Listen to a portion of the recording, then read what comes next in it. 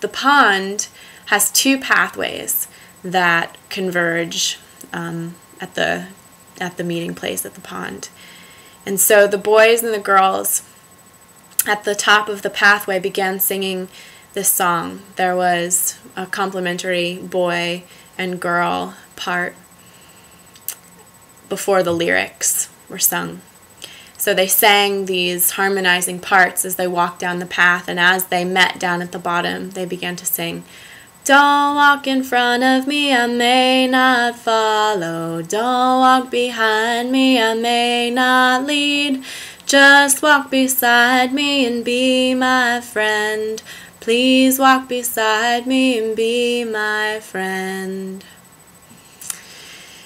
And as they met face to face singing this song, there were a line of sticks in between them. And on one side of the sticks, a fire was being tended. And on the other side of sticks, the pond held the reflection of the beautiful fall colors surrounding it. And the moon was shining in the sky as the sun was beginning to set. And there was a male elder and a female elder there to meet them, to greet them as they came down to the pond. And the space was opened for the sharing to begin. And it was offered first for the girls to share a question. And the boys would have a chance to hear the question and answer it from their own hearts.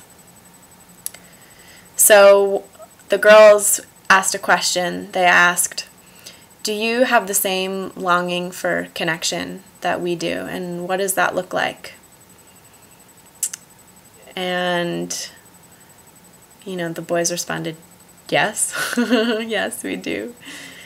And they were really encouraged throughout the whole thing to really speak from I, to use I statements, which was really powerful, really difficult. I find it difficult for myself even, often.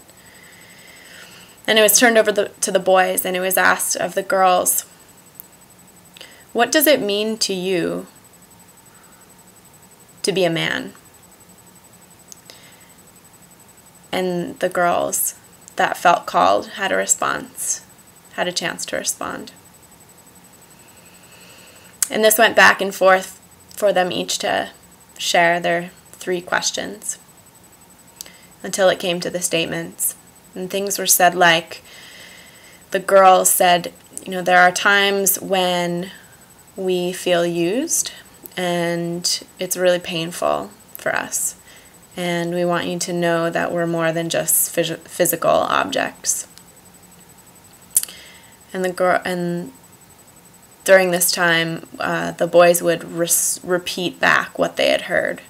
And the boys said, one of the things they said was, we do have the same longing for connection that you do, and we want you to know that we respect your boundaries. And the girls had a chance to respond back what they had heard. And it was so incredibly powerful, the honesty, the vulnerability, the clarity that was shared between the boys and the girls. And it was handed over to the elders to share a last word. And they were both just so enthralled with what had been done down there, that work that day. And as the boys and the girls parted, there was this incredible love that emerged between the two of them.